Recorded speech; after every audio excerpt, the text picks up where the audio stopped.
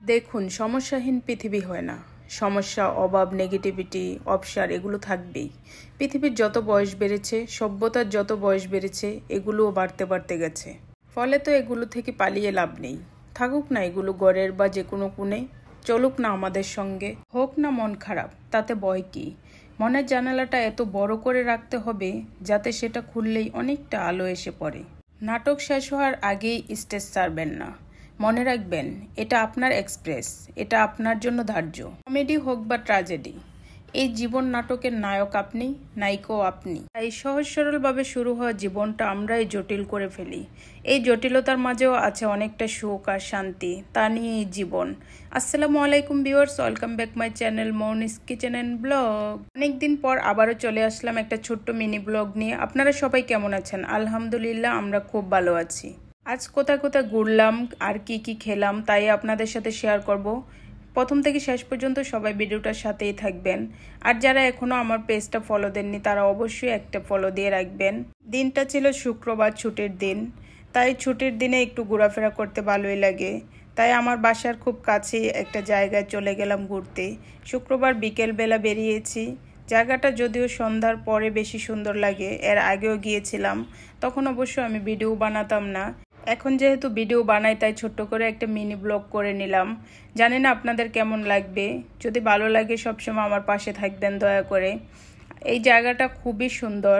এটা ছিল মিরপুর 1 সনি হলের ওপরে স্কাইলং। অবশ্য অনেক সুন্দর একটা জায়গা। যারা কখনো আসেননি চাইলে আসতে পারেন, ঘুরে যেতে পারেন। প্রত্যেকটা জায়গা অসম্ভব সুন্দর। ভিডিও ক্লিপ নেওয়ার জন্য, ফটো তোলার জন্য অনেক সুন্দর একটা জায়গা। নিচে আবার বাচ্চাদের প্লেগ্রাউন্ড আছে, খুবই সুন্দর। আমার ছেলে তো খুবই মজা করেছে।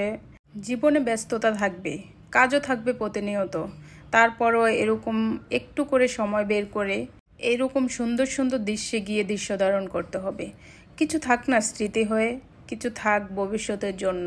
হয়তো একটা সময় এগুলো দেখে আমাদের ঠোঁটের কোণে হাসি ফুটে উঠবে, আর মনে মনে ভাববো কি ছিলাম, কিভাবে দিনগুলো কাটিয়েছিলাম, কত সুন্দর দিন ছিল।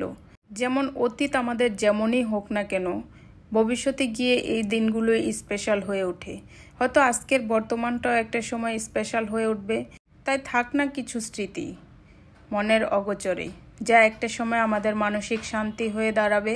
তাই মাঝে মাঝে একটু সময় বের করে ঘোরার দরকার, মানসিক শান্তির জন্য হলেও। এই ছোট্ট জীবনে জটিলতা না বাড়িয়ে আনন্দ নিয়ে বেঁচে থাকি। ফ্যামিলিতে হাজারো ব্যস্ততার মাঝে বাচ্চা কাচ্চা সামলে যখন একটু সময় করে একটু পাখির মতো ডানা মেলে উঠতে পারি, তখন মনটা খুব ভালো হয়ে যায়। সত্যি আজকের দিনটি অসাধারণ ছিল, খুব ভালো লেগেছে। ঘোরাঘুরি করেছি, ভিডিও করেছি, ফটো তুলেছি, খাওয়া দাওয়া করেছি, তারপর বাসায় চলে এসেছি। তারপরও মনটা একদম ফ্রেশ হয়ে গেছে, খুবই ভালো লেগেছে। আমার ছোট্ট এই মিনি ব্লগটি আপনাদের কেমন লেগেছে? যদি ভালো লেগে থাকে কমেন্টে জানিয়ে যাবেন। যারা এতক্ষণ ধৈর্য সহকারে আমার ভিডিওটি দেখেছেন তাদেরকে অসংখ্য ধন্যবাদ। আবারও আসবো নতুন কোনো ভিডিও নিয়ে। আল্লাহ হাফেজ।